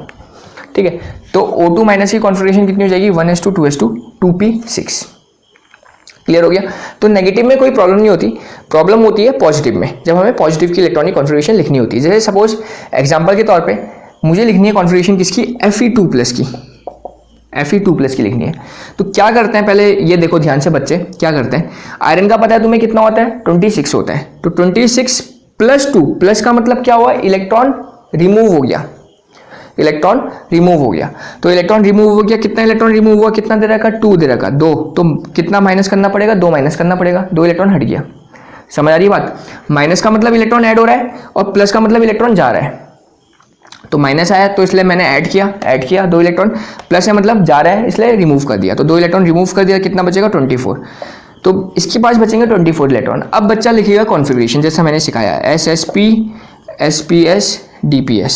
ठीक है, 1 2 3 4 5 2 3 4 और 3, क्या लिखोगे, 2 2 6 2 6 2, 20 इलेक्ट्रॉन हो गए, बचे कितने, 4। तो 3d4 लिख दोगे और इन दोनों को हटा दोगे, और तुम बोलोगे ये लो सर, ये है हमारी Fe2+ की कॉन्फ़िगरेशन। ऐसे लिखोगे जैसे हमने एनायन की लिखी, उसी टर्म में तुम कैटायंस की भी लिखोगे। पर ध्यान रखना, अगर ऐसे लिखोगे तो ये हो जाएगी गलत, ये हो जाएगी गलत। ठीक है, तो ध्यान रखना है हमने कैटायंस का। ध्यान रखो, ये हम कोऑर्डिनेट केमिस्ट्री के अंदर भी बहुत यूज करने वाले हैं सेम कॉन्सेप्ट। कोऑर्डिनेट केमिस्ट्री जब हम पढ़ेंगे वहाँ पर भी हमें कैटायन की कॉन्फ़िगरेशन लिखनी होगी, ठीक है। वहाँ पर भी बच्चे ऐसी गलती करते हैं। तो कैटायन की कॉन्फ़िगरेशन पहले इलेक्ट्रॉन निकाल के नहीं लिखी जाती, ठीक है। कैसे लिखी जाएगी तो ये जरा समझो। जब भी आपको कैटायन की कॉन्फ़िगरेशन लिखनी है, चलो मैं लिख देता हूँ, जब भी आपको कैटायन की कॉन्फ़िगरेशन लिखनी है सबसे पहले उसके न्यूट्रल एटम की कॉन्फ़िगरेशन लिखो। तो जरा बताओ Fe2+ का न्यूट्रल एटम क्या है? Fe होगा। तो ठीक है, हमें Fe की कॉन्फ़िगरेशन लिखेंगे। एक बार आपको आइडिया आने लग जाएगा, उसके बाद तुम डायरेक्टली कैटायन भी लिख सकते हो, नो प्रॉब्लम, ठीक है। बात समझ आ गया। एनायन में नेगेटिव चार्ज में कोई प्रॉब्लम नहीं होगी, पर कैटायन में प्रॉब्लम होगी। जैसे तुमने यहाँ लिखा, गलत हो गया, ठीक। कैसे करेंगे? न्यूट्रल एटम की लिखेंगे। न्यूट्रल एटम क्या हुआ आयरन का? Fe2+ का क्या होगा? Fe होगा, डेट इज इसका एटॉमिक नंबर होगा 26। इसकी लिखोगे, इसकी अभी लिखी थी हमने SsP SPS DPS, यहाँ तक हो जाता है 1 2 3 4 5 2 3 4 और 3, ठीक है। 26 इलेक्ट्रॉन, 2 2 6 2 6 2 10 10 20 हो गए, और यहाँ पर बचे 26, ठीक है। तो इनको हटा देते, इनकी जरूरत नहीं है। तो ये आ गई न्यूट्रल Fe की कॉन्फ़िगरेशन। आई बात समझ में? अब देखो क्या है, +2 का मतलब क्या है? 2 इलेक्ट्रॉन रिमूव हो रहे हैं, 2 इलेक्ट्रॉन रिमूव हो रहे हैं। अब वो इलेक्ट्रॉन कहाँ से रिमूव होंगे ये हमने सोचना है, ठीक है। अगर तुम ऐसे लिखोगे तो डेफिनेटली गलत होगा, क्योंकि 2 इलेक्ट्रॉन तुमने डी से रिमूव करे। तो बेटा यहाँ पर बहुत ध्यान रखना है, जो 2 इलेक्ट्रॉन रिमूव होंगे या जो भी इलेक्ट्रॉन रिमूव होगा वो हमेशा आउटर मोस्ट शेल से होता है। देखो खुद ही सोचो, आपके पास ये न्यूक्लियस है, ये आपके पास शेल है, इलेक्ट्रॉन सबके पास इलेक्ट्रॉन है, ठीक है। हर एक शेल में क्या है? इलेक्ट्रॉन है। अब जो तुम इलेक्ट्रॉन निकालोगे, सबसे पहले कौन सा निकालोगे? सबसे बाहर वाले तो निकालोगे ना, तब तो बीच वाले के पास आओगे। समझ रहे हो? जब भी लड़ाई होती है, जब भी कोई सिस्टम होता है, सबसे पहले कौन लड़ाई करते हैं? जो सबसे बाहर होते हैं। उसके बाद तो जो राजा बीच में होता है उस तक पहुंचते हैं, धीरे धीरे लड़ाई कर करके अंदर आते रहते हैं। जब भी इलेक्ट्रॉन निकलेगा, कौन सा निकलेगा? सबसे पहले बाहर वाला तो निकलेगा। तो जरा देखो, फर्स्ट सेकंड थर्ड और ये फोर्थ, तो सबसे पहला इलेक्ट्रॉन कौन सा निकलेगा? फोर्थ शेल से निकलेगा। मैंने अभी आपको बताया था, इन सबको क्या बोलते हैं? शेल्स बोलते हैं। तो देखो 2 इलेक्ट्रॉन इस शेल में प्रेजेंट है, फोर्थ शेल में प्रेजेंट है। तो सबसे पहले जो इलेक्ट्रॉन निकलेंगे यही वाले निकलेंगे, क्योंकि कितने इलेक्ट्रॉन निकालना है आपको पता है? 2 इलेक्ट्रॉन निकालना है। 2 इलेक्ट्रॉन कौन से निकलेंगे? ये निकलेंगे, क्योंकि ये आउटर मोस्ट शेल है। देखो फोर्थ शेल है सर, ये तो देखो बेटा थर्ड शेल है ना, इलेक्ट्रॉन अंदर जाता है, थर्ड शेल है, समझ रहे हो? तो जब भी इलेक्ट्रॉन निकलता है वो आउटर मोस्ट शेल से निकलता है। यहाँ से 2 इलेक्ट्रॉन निकले, 0 हो गया। तो अब जैसे ही 2 इलेक्ट्रॉन निकले, 0 हो गया, तो अब बनेगी आपकी Fe2+ की कॉन्फ़िगरेशन। Fe2+ की क्या हो जाएगी? 1s2 2s2 2p6 3s2 3p6 4s0 हो गया है, लिखने की जरूरत नहीं है, आप डायरेक्ट लिखो 3d6। तो ये कॉन्फ़िगरेशन होगी आपकी किसकी? Fe2+ की, ना कि ये। अंतर समझ रहे हो? यहाँ पर 3d4 दिख रहा है और यहाँ पर 3d6 दिख रहा है, और यहाँ पर 4s2 दिख रहा है, यहाँ पर 4s0 है। आइस में तो इस तरीके से करना है, गलती नहीं करनी है। बाय द वे आपको किसकी निकालनी है? Fe3+ की निकालनी है। अब जरा देखो ध्यान से, Fe3+ की निकालनी है तो फिर से क्या करेंगे? न्यूट्रल की लिखेंगे। न्यूट्रल की मैंने लिखी हुई है, न्यूट्रल की लिखी हुई है। अब कितने इलेक्ट्रॉन निकालने हैं इस बार? 3 इलेक्ट्रॉन निकालने हैं, 2 ऑलरेडी निकाल चुके हैं, अब 1 इलेक्ट्रॉन और निकालना है। अब कहाँ से निकालेंगे? तो अब देखो ये भी 3 है, ये भी 3 है, तो डेफिनेटली जो बाहर है, बाहर कौन सा है? मतलब जब इनको अरेंज करोगे तो सबसे बाहर कौन सा दिख रहा है? ये वाला दिख रहा है ना, तो इससे निकलेगा, क्योंकि अब तो 3 है। अब ये नहीं देखना कि किसी से भी निकाल दे, सर ये भी थर्ड है, ये भी थर्ड है, किसी से भी निकल जाएगा, ऐसा नहीं। जो बाहर है सबसे, उससे निकलेगा। और इस वाले में 4 से क्यों निकला? क्योंकि 4 शेल ही अलग हो गया, समझ लो। ये पहले 4 शेल में था, अब ऑल्दो दिस और this belong to the same shell, ये भी थर्ड शेल में, ये भी थर्ड शेल में, समझ लो। पर इसकी एनर्जी क्या होती है? 3p से थोड़ी ज़्यादा होती है, 3d की एनर्जी 3p से ज़्यादा होती है, इसलिए इलेक्ट्रॉन हायर एनर्जी वालों से पहले बाहर निकलता है, ठीक है। एनर्जी कैसे पता चलती है किसकी ज़्यादा होती है किसकी कम होती है? तो एटॉमिक स्ट्रक्चर के अंदर आपने N+L रूल सीखा होगा, नहीं सीखा तो कोई बात नहीं, बता देंगे। पर एनर्जी अभी फिलहाल ध्यान रखो, सबसे पहले तो आउटर मोस्ट ऑर्बिट से बाहर निकलेगा, और उसके बाद डेफिनेटली जो बाहर वाला है इससे बाहर निकलेगा, ठीक है। तो 2 यहाँ से निकल गए, यहाँ से कितना निकलेगा? कितने निकालने हैं टोटल? 3+ में 3 इलेक्ट्रॉन निकालने हैं, 2 निकाल चुके हैं, यहाँ से कितना निकल जाएगा? 1 निकल जाएगा, तो कितना बचेगा? 3d5। तो Fe3+ की कॉन्फ़िगरेशन क्या होगी? 1s2 2s2 2p6 3s2 3p6 as it is था, ये हट चुका है, और यहाँ से कितना हटाया है? 1 हटाया, मतलब कितना बचा? 6 थे, 6 से 1 निकाल दिया, बचे कितने? 5, तो क्या बच गया? 3d5। तो 3d5 बच गया। तो ये Fe2+ की कॉन्फ़िगरेशन हो जाती है आपकी, और ये आ जाती है Fe3+ की। अब यहाँ पर एक क्वेश्चन आपने और किया होगा कि Fe2+ और Fe3+ में ज़्यादा स्टेबल कौन सा है? ज़्यादा स्टेबल कौन सा है, ठीक है। तो आपको अब समझ आ गया होगा, ये फेरिक होता है, फेरस आयन, इसको फेरिक आयन बोलते हैं, इसको फेरस आयन बोलते हैं। तो ज़्यादा स्टेबल कौन सा है? तो देखो लास्ट वाले को पकड़ो, ये 3d6 है और ये d5 है। अब तुम्हें समझ आ गया, ये D5 मतलब क्या है, ये हाफ फील्ड है ना, है हाफ फील्ड। D5 का मतलब क्या हुआ, D5 का मतलब हाफ फील्ड हुआ, क्योंकि मैक्सिमम 10 इलेक्ट्रॉन भर सकते हो। तो this is half field and this is neither half filled nor full field. तो मतलब ज़्यादा स्टेबल कौन होगा, यही ज़्यादा स्टेबल होगा। तो मतलब Fe3+ की स्टेबिलिटी Fe2+ से क्या होती है, ज़्यादा ही होती है। Why, because it has half filled configuration, it has not neither half filled nor full filled configuration. Clear हो गया बच्चों। तो इस तरीके से हम आयंस की कॉन्फ़िगरेशन लिखते हैं। तो अपने आप आप लोग कुछ आयंस की कॉन्फ़िगरेशन लिख लेना होमवर्क के लिए, ताकि आप लोग को कॉन्सेप्ट क्लियर हो जाए। ठीक है, N3- की लिख लेना, Mg2+ की लिख लेना, थर्ड लिख लेना Zn2+ की। ठीक है, तो तीन क्वेश्चन दे दिए मैंने आप लोग को आयंस की कॉन्फ़िगरेशन आप लोग लिख लेना। कॉपर की लिखना Cu2+ की। ठीक है, तो 4 मैंने क्वेश्चन दे दिए। एटॉमिक नंबर आपको अपनी बुक्स में मिल जाएगा, एटॉमिक नंबर देख लेना और अपने आप कॉन्फ़िगरेशन लिख लेना। ठीक है, और नहीं आए तो कमेंट सेक्शन में मेरे से पूछ लेना, और अगर आ भी जाए तो कमेंट सेक्शन में अपनी कॉन्फ़िगरेशन लिख के मुझे एक बार बता देना, ताकि हाँ आप लोग को आ गया है। क्लियर है, ओके। तो ये बात हो गई हमारी इलेक्ट्रॉनिक कॉन्फ़िगरेशन की, जो सबसे बेसिक चीज़ है। इनऑर्गेनिक केमिस्ट्री बोलो या पूरी केमिस्ट्री बोलो, उसका बेस है ये। ठीक है, ये सबको आनी चाहिए। तो क्लियर हो गया, न्यूट्रल की कैसे निकालते हैं इलेक्ट्रॉनिक कॉन्फ़िगरेशन, एनायंस की कैसे निकालते हैं और कैटायंस की कैसे निकालते हैं। ठीक है, एनायंस की हम डायरेक्ट निकाल सकते हैं इलेक्ट्रॉन ऐड करके, पर कैटायंस में ध्यान रखना, डायरेक्टली निकालोगे गलत हो जाएगा। ठीक है, ओके। तो ये हो गया हमारा concept. Now let's talk about trends.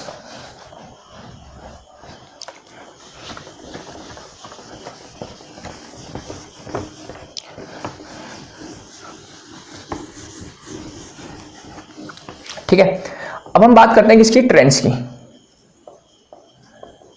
Trends के अंदर 4 ट्रेंड्स के बारे में बात करनी है, मैंने आपको बताई दी है। चलो डायरेक्टली बात ही स्टार्ट करते हैं। सबसे पहला एटॉमिक रेडियाई। ठीक है, एटॉमिक रेडियाई का मतलब समझते हो, न्यूक्लियस से आउटर मोस्ट की जो डिस्टेंस होती है, आउटर मोस्ट शेल के इलेक्ट्रॉन जो होते हैं, न्यूक्लियस है, इलेक्ट्रॉन होगा, सपोज ये आउटर मोस्ट इलेक्ट्रॉन है, तो ये जो डिस्टेंस होता है इसी को हम बोलते हैं एटॉमिक रेडियाई, उस एटम की radius, distance between the nucleus to the outermost electron या आउटर मोस्ट ऑर्बिट। ठीक है, ये हो गया एटॉमिक रेडियस। अब होता क्या है, डेफिनेशन पता चल गई। 2 तरीके से हमें समझना है, डाउन द ग्रुप और अक्रॉस द पीरियड। ठीक है, ज़्यादा टारगेट हमारा, अगर आप किसी ग्रुप की बात करोगे तो डाउन द ग्रुप रहेगा, ओवरव्यू अगर मैं समझाऊंगा तो दोनों समझाऊंगा। ठीक है, तो चलो दोनों समझा देते हैं। तो डाउन द ग्रुप, जैसे सपोज ये है आपके पास,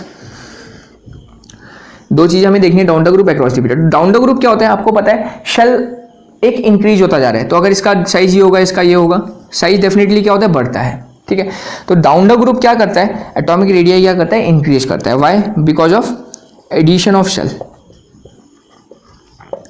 शेल क्या हो रहा है, ऐड हो रहा है, इस वजह से डाउन द ग्रुप क्या करता है, इंक्रीज करता है। ये सबको पता है, शेल बढ़ रहा है सीधी तो साइज भी बढ़ेगा। पहला फर्स्ट पीरियड का है, सेकंड, थर्ड, फोर्थ बढ़ता जा रहा है ना, तो साइज भी बढ़ ही रहा है। अक्रॉस द पीरियड क्या करता है, जो साइज होता है वो डिक्रीज करता है। अक्रॉस द पीरियड जो एटॉमिक साइज होता है वो क्या करता है, डिक्रीज करता है।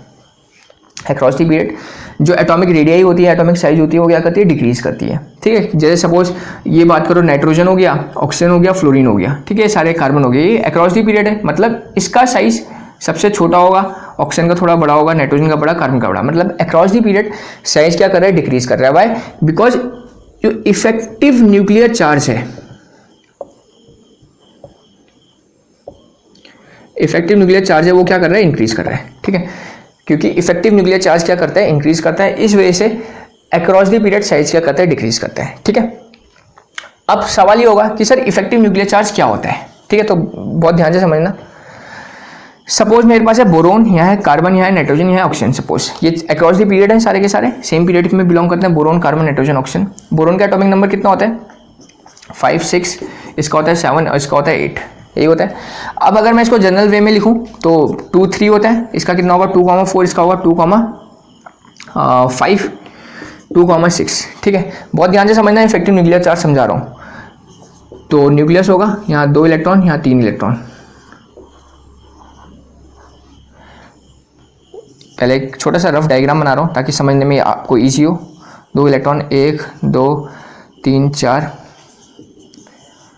1, 2, 1, 2, 3, 4, 5, 1, 2, ठीक है, 2 इलेक्ट्रॉन फर्स्ट शेल में, 3 इलेक्ट्रॉन सेकंड शेल में, 2 इलेक्ट्रॉन फर्स्ट शेल में, 4 इलेक्ट्रॉन सेकंड शेल में, इस तरीके से मैंने बना दिया।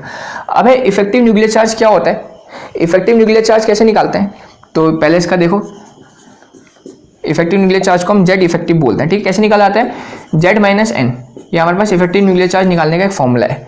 जेड का मतलब तुम समझते हो एटॉमिक नंबर या number of protons, minus N, N क्या है यहाँ पर, inner shell electron, inner shell electron, Z का मतलब एटॉमिक नंबर या फिर नंबर ऑफ प्रोटॉन्स, ठीक है, जो फिक्स्ड होते हैं, और एन का मतलब क्या हो गया, इनर शेल इलेक्ट्रॉन। तो अब जरा देखो, अगर मुझे इन सब के सेकंड शेल के लिए निकालना है, किसके लिए निकालना है, सेकंड शेल के लिए क्या निकालना है, इफेक्टिव न्यूक्लियर चार्ज निकालना है, तो क्या आएगा इसका जेड की वैल्यू, तो बताओ इसका क्या है, Z that is atomic number कितना है, 5।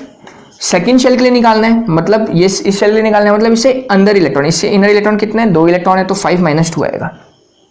भाई सेकंड शेल के लिए निकालना है तो अंदर कितने इलेक्ट्रॉन है, 2 ही तो है ना, inner electrons, inner shell electrons, तो कितने 2, तो 5 - 2 कितना आएगा, 3। इसके लिए निकालो, सबके लिए सेम ही के लिए कैलकुलेट करेंगे सेकंड शेल के लिए, तो इसके 6 atomic number minus inner electron तो 2 ही है, तो कितना आएगा 4, इसका कितना आएगा 7 - 2 दैट इज 5, और इसका कितना आएगा 8 एटॉमिक नंबर, और इनर शेल इलेक्ट्रॉन कितना 2, तो कितना आएगा 6। तो देख रहे हो आप लोग, across the period effective nuclear charge क्या करता हुआ दिख रहा है आपको, इंक्रीज करता हुआ दिख रहा है, और यही हमने बोला था इफेक्टिव न्यूक्लियर चार्ज क्या करता है, इंक्रीज करता है, दिख गया आपको। तो ये मैथमेटिकल प्रूफ हो गया। अब इसको थोड़ा कॉन्सेप्चुअल समझते हैं, आगे बात समझ में, मैथमेटिकली कैसे प्रूफ किया मैंने, और इफेक्टिव न्यूक्लियर चार्ज क्या होता है ये निकाल सकते हो आप, ये होता है इफेक्टिव न्यूक्लियर चार्ज, और इसको इस तरीके से हम प्रूफ कर सकते हैं। तो देखो अक्रॉस दी पीरियड आपको बढ़ता हुआ दिख रहा है, तो ये लिखा है मैंने, इफेक्टिव न्यूक्लियर चार्ज क्या करता है, इंक्रीज करता है। इतनी बात समझ आ गई। अब दूसरा सवाल कि होता क्या है, ये मैथमेटिकल एक्सप्रेशन में हमने समझा दिया, अब होता क्या है। तो इफेक्टिव न्यूक्लियर चार्ज ये होता है कि जो न्यूक्लियस होता है वो आउटर मोस्ट इलेक्ट्रॉन में कितना चार्ज लगा रहा है, total nucleus outer most electron में कितना चार्ज लगा रहा है, ठीक है। तो जरा बहुत ध्यान से समझो, बहुत ध्यान से समझना। यहां पर न्यूक्लियस है, न्यूक्लियस के पास कितने प्रोटॉन होंगे, इस केस में कितने प्रोटॉन होंगे, तो हमें पता है जितने इलेक्ट्रॉन होते हैं उतने प्रोटॉन होते हैं, तो इसके पास 5 प्रोटॉन है। कहां पर, सेंटर में, बहुत ध्यान से समझना। 5 प्रोटॉन है किसके पास, न्यूक्लियस के पास, भाई न्यूक्लियस के अंदर तो रहता है प्रोटॉन, है ना, और इलेक्ट्रॉन घूमता रहता है, तो यहाँ 5 प्रोटॉन है। अब जरा देखो, हर एक इंडिविजुअल इलेक्ट्रॉन में प्रोटॉन फोर्स लगाएंगे, तो यहाँ पर 5 प्रोटॉन, इस इलेक्ट्रॉन को थोड़ी देर के लिए यहाँ बना देता हूँ, यहाँ पर 5 प्रोटॉन 1 2 3 4 5 ऐसे बनाता हूँ, मतलब 5 प्रोटॉन इस एक इलेक्ट्रॉन को खींच रहे, समझ रहे, वही 5 प्रोटॉन इसको भी खींचेंगे, वही 5 प्रोटॉन इसको भी खींचेंगे, मतलब यहाँ पर एक इलेक्ट्रॉन में कितने प्रोटॉन फोर्स लगा रहे हैं, 5। क्लियर। अब यहां पर अगर देखा जाए, यहां पर कितना प्रोटॉन हो गया, 6 प्रोटॉन हो गया। तो इलेक्ट्रॉन तो भाई सेम होगा, ऐसा तो नहीं कि भाई बोरोन का इलेक्ट्रॉन अलग होता है, कार्बन का इलेक्ट्रॉन अलग होता है, इलेक्ट्रॉन तो सेम होता है। तो इलेक्ट्रॉन में यहां पर 5 प्रोटॉन चार्ज लगा रहे हैं, 5 प्रोटॉन उसको खींच रहे हैं, पर यहां पर कितने प्रोटॉन खींच रहे हैं उसको, 1 2 3 4 5 6, उसी एक इलेक्ट्रॉन को यहाँ पर 6 प्रोटॉन खींच रहे हैं। यहाँ पर कितने होगा, 7 प्रोटॉन होगा, यहाँ कितना होगा, 8 प्रोटॉन होगा, समझ लो। यहाँ पर उसी इलेक्ट्रॉन को कितने प्रोटॉन खींचेंगे, 8 प्रोटॉन खींचेंगे। तो सोचो, इलेक्ट्रॉन सेम है पर प्रोटॉन क्या होता जा रहा है, उस इलेक्ट्रॉन को खींचने वाले प्रोटॉन क्या होते जाते हैं, बढ़ते जाते हैं, और यही बोलते हैं इफेक्टिव न्यूक्लियर चार्ज क्या हो रहा है, बढ़ रहा है। क्लियर हो गया। एक इलेक्ट्रॉन को कितने प्रोटॉन खींच रहे हैं, इलेक्ट्रॉन भले ही 3 ही है, कोई प्रॉब्लम नहीं है, पर भाई इलेक्ट्रॉन जो यहाँ है वही तो सब में होगा ना। तो सेम इलेक्ट्रॉन पे यहाँ 5 प्रोटॉन फोर्स लगा रहे हैं, 6 लगा रहे हैं, 7 लगा रहे हैं, 8 लगा रहे हैं, तो डेफिनेटली सबसे ज़्यादा न्यूक्लियर चार्ज या न्यूक्लियर फोर्स कहाँ लग रहा होगा, इस वाले केस में लग रहा होगा। और ये कॉन्सेप्चुअल एक्सप्लेनेशन हो गया, और ये इसका मैथमेटिकल प्रूफ हो गया। क्लियर हो गया। तो यही बोलता है इफेक्टिव न्यूक्लियर चार्ज क्या कर रहा है, इंक्रीज कर रहा है। तो सोचो, अगर ये इंक्रीज कर रहा होगा तो यहाँ पर इफेक्टिव न्यूक्लियर चार्ज इंक्रीज करना है, मतलब ये इसको अपनी तरफ खींच रहे होंगे। भाई यहाँ पर 8 प्रोटॉन है, अपनी तरफ खींच रहे होंगे, तो अपनी तरफ खींच रहे होंगे, आउटर मोस्ट इलेक्ट्रॉन को अपनी तरफ खींचेंगे ना, 8 प्रोटॉन है तो अपनी तरफ खींचेंगे, तो साइज क्या होगा, कम होगा ना। यहाँ पर 5 ही इलेक्ट्रॉन खींच रहे हैं, मतलब 5 प्रोटॉन खींच रहे हैं, यहाँ पर 6 प्रोटॉन खींच रहे हैं, 7 खींच रहे हैं, 8 खींच रहे हैं, तो सबसे ज्यादा कौन खींचेगा इलेक्ट्रॉन को, तो यही वाले खींचेंगे, क्योंकि 8 प्रोटॉन मिलकर एक इलेक्ट्रॉन को खींच रहा है, तो अपनी तरफ खींचेंगे, तो अपनी तरफ खींचेंगे तो साइज क्या होगा, रिड्यूस होगा, न्यूक्लियस की तरफ आएंगे इलेक्ट्रॉन, साइज रिड्यूस होगा। इसी वजह से अक्रॉस द पीरियड जो साइज होता है वो क्या करता है, डिक्रीज करता है। क्लियर हो गया। ओके, तो ध्यान रखना इफेक्टिव न्यूक्लियर चार्ज का कॉन्सेप्ट काफी इंपॉर्टेंट है। नेक्स्ट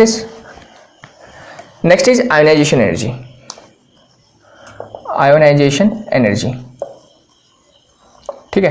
आयोनाइजेशन एनर्जी क्या होती है, सबसे पहली बात, energy required to remove an electron, energy required to remove an electron, electron को निकालने के लिए जो एनर्जी चाहिए उसको हम आयनाइजेशन एनर्जी बोलते हैं। ठीक है, आउटर जो भी हमारा इलेक्ट्रॉन, जो भी हमारा एटॉमिक सिस्टम होगा ग्राउंड स्टेट में, उससे इलेक्ट्रॉन को जो निकालने के लिए एनर्जी चाहिए होगी उसको क्या बोलेंगे, आयनाइजेशन एनर्जी। जैसे सपोज सोडियम है, ठीक है, सोडियम का क्या है 281 है, अब तुम्हें आउटर मोस्ट इलेक्ट्रॉन को निकालना है बाहर, तो कुछ ना कुछ एनर्जी देनी पड़ेगी तब तो निकलेगा ना। तो वो जो एनर्जी देनी पड़ेगी उसी एनर्जी को बोलते हैं आयनाइजेशन एनर्जी। इलेक्ट्रॉन को जो निकालने के लिए एनर्जी चाहिए, that energy is known as IE।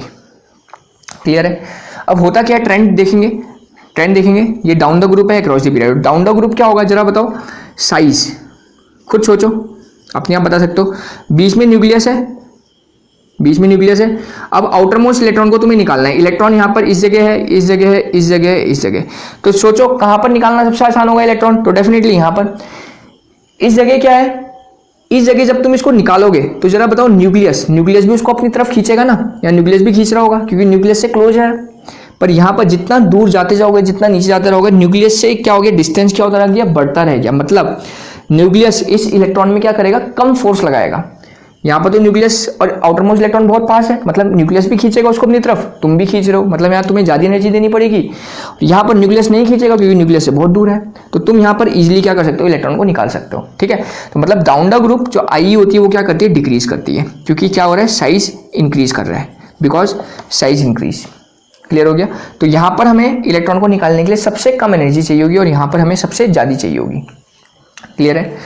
Across the period की बात करते हैं। अक्रॉस द पीरियड में हमें पता है साइज क्या होता है, छोटा होता जाता है, तो सेम लॉजिक, तो यहाँ क्या हो जाएगा, इंक्रीज कर जाएगा। समझ लो, छोटे साइज के लिए ज़्यादा है तो यहाँ पर भी छोटा साइज हो रहा है तो इंक्रीज करेगा, क्योंकि यहाँ पर साइज क्या है, या फिर सिंपल कहो कि इफेक्टिव न्यूक्लियर चार्ज क्या हो रहा है, इंक्रीज कर रहा है। ठीक है, मतलब सोचो यहाँ पर इफेक्टिव न्यूक्लियर चार्ज ज़्यादा है, मतलब जो इलेक्ट्रॉन है वो किसके इन्फ्लुएंस में, वो पॉजिटिव, मतलब प्रोटॉन के बीच में न्यूक्लियस के इन्फ्लुएंस में। तो जब तुम एनर्जी लगाओगे तो तुम्हें ज़्यादा एनर्जी लगानी पड़ेगी ना, क्योंकि वो यहाँ पर प्रोटॉन उसको अपनी तरफ खींच रहा है, न्यूक्लियस उसको अपनी तरफ खींच रहा है, तो भाई तुम्हें भी, अगर तुम्हें यहाँ से बाहर निकालना है तो डेफिनेटली ज़्यादा एनर्जी लगानी पड़ेगी। या फिर दूसरा लॉजिक लगो कि साइज जैसे जैसे छोटा हो रहा है, तो साइज अगर छोटा होगा तो डेफिनेटली एनर्जी ज़्यादा लगानी पड़ेगी। क्लियर हो गया। तो ये होती है ionization energy, energy required to remove an electron. ठीक है, फिर अगर पहला फर्स्ट इलेक्ट्रॉन निकालते हैं तो उसको हम बोलते हैं IE1, energy required to remove first electron. Second electron निकालते हैं तो उसको बोलते हैं IE2, energy required to remove second electron. Third electron निकालते हैं तो उसको बोलते हैं हम IE3, energy required to remove third electron. ठीक है, 3 ही इलेक्ट्रॉन निकाल सकते हैं हम किसी सिस्टम से, किसी एटम से, उसके बाद इलेक्ट्रॉन निकालना पॉसिबल नहीं होता है, एनर्जी बहुत ज़्यादा चाहिए। और इसमें भी डेफिनेटली सबसे ज़्यादा एनर्जी किसमें लगानी पड़ेगी, IE3 is greater than IE2 which is greater than IE1। ठीक है, तो थर्ड आयनाइजेशन एनर्जी क्या होती है, सबसे ज़्यादा होती है, फिर सेकंड होती है, फिर फर्स्ट होती है। ठीक है, इसके बारे में हम किसी दूसरे क्लास के अंदर बात करेंगे। ठीक है, बेसिक फंडा समझ आ गया IE क्या होती है और डाउन द ग्रुप और अक्रॉस द पीरियड क्या होती, क्या कैसा ट्रेंड है। ठीक है, नाउ नेक्स्ट इलेक्ट्रोनेगेटिविटी। इलेक्ट्रोनेगेटिविटी तो क्या होती है electronegativity, it is the ability to attract the shared pair of electron. ठीक है, ability to attract the shared pair of electron, shared pair of electron को अपनी तरफ खींचने की ability, ability to attract the shared pair of electron. ठीक है, अपनी तरफ इलेक्ट्रॉन को खींचने की जो एबिलिटी होती है उसको हम बोलते हैं इलेक्ट्रोनेगेटिविटी। ठीक है, सबसे ज्यादा इलेक्ट्रोनेगेटिव एलिमेंट कौन सा होता है, फ्लोरीन। इसको याद रखना सब बच्चे, फोन, मैंने ट्रिक बता रहा हूँ, फोन, मोबाइल फोन जो होता है ना, स्पेलिंग बदल दो, फोन, FON, और फोन का यूज किस लिए करते हो, कॉल करने के लिए, तो कॉल मतलब CL। तो ये आपका ऑर्डर रहेगा, ये याद रखना, खासतौर से ये 3 याद रहने चाहिए सबको। फोन, मोबाइल फोन, इसलिए यूज करते हो कॉल करने के लिए, कॉल, तो फोन, कॉल। ठीक है, FON ये ऑर्डर है। सबसे ज्यादा इलेक्ट्रोनेगेटिव फ्लोरीन, फिर ऑक्सीजन, फिर नाइट्रोजन, और फिर होता है आपका क्लोरीन। क्लियर हो गया। ट्रेंड इसका भी वही है, same to same. Ability to attract the shared pair of electron, electron के मतलब जो आउटर मोस्ट इलेक्ट्रॉन का पेयर होगा उसको अपनी तरफ अट्रैक्ट करने की जो टेंडेंसी होगी किसकी सबसे ज़्यादा होगी, तो डाउन द ग्रुप इलेक्ट्रोनेगेटिविटी क्या करेगी, डिक्रीज करेगी, और अक्रॉस द पीरियड इलेक्ट्रोनेगेटिविटी क्या करती है, इंक्रीज करती है। ठीक है, समझ आ रहा होगा आप लोग को, क्यों, क्योंकि यहाँ पर भाई न्यूक्लियस, खुद सोचो, चलो समझाते हैं, अगर ऐसे नहीं समझ आ रहा तो डायग्राम से समझो। और यहाँ पर क्या हो रहा है, साइज डिक्रीज कर रहे हैं, ठीक है, साइज डिक्रीज कर रहे हैं। तो देखो जब डाउन द ग्रुप चल रहे हैं तो जो बाहर का इलेक्ट्रॉन है जो अट्रैक्ट करेगा न्यूक्लियस, अट्रैक्ट इलेक्ट्रॉन को कौन, ability to attract the shared pair of electron, electron को कौन अट्रैक्ट करेगा, डेफिनेटली न्यूक्लियस अट्रैक्ट करेगा जिसके पास पॉजिटिव चार्ज है। अब देखो बाहर के इलेक्ट्रॉन और न्यूक्लियस के बीच में बहुत ज़्यादा डिस्टेंस है ना यहाँ पर, क्योंकि यहाँ पर शेल शेल शेल बहुत सारे शेल्स हैं, डिस्टेंस ज़्यादा है, तो क्या करेगा, ज़्यादा जल्दी अट्रैक्ट करेगा कि हल्का करेगा, तो डेफिनेटली हल्के करेगा। पर यहाँ पर न्यूक्लियस और आउटर मोस्ट इलेक्ट्रॉन के बीच में डिस्टेंस देखो कितना कम है, तो जल्दी करेगा, मतलब यहाँ की इलेक्ट्रॉनिक ज़्यादा होगी और डाउन द ग्रुप क्या करते रहेगी, डिक्रीज करते रहेगी। और सेम लॉजिक यहाँ पर लाएंगे तो देखो जितना आगे बढ़ते रहेंगे साइज क्या हो रहा है, less size due to less size, ठीक है, साइज क्या हो रहा है, कम हो रहा है, छोटा हो रहा है, लेस साइज, कम हो रहा है साइज, तो जिसकी वजह से जो आउटर मोस्ट इलेक्ट्रॉन है वो न्यूक्लियस के क्या आ सकता है, बहुत क्लोज आ सकता है। तो that's why across the period जो आयनाइजेशन एनर्जी होती है, इलेक्ट्रोनेगेटिविटी होती है, सॉरी, वो क्या करती है, इंक्रीज करती है, ठीक है, ability to attract the shared pair of electron. खासतौर से आपको ध्यान रखना है ये ऑर्डर, फ्लोरीन सबसे ज़्यादा इलेक्ट्रोनेगेटिव, फिर ऑक्सीजन, फिर नाइट्रोजन, ठीक है। ओके, नाउ लास्ट इसके अंदर हम देख रहे हैं इलेक्ट्रॉन गेन एंथैल्पी या इलेक्ट्रॉन एफिनिटी जिसको हम बोलते हैं,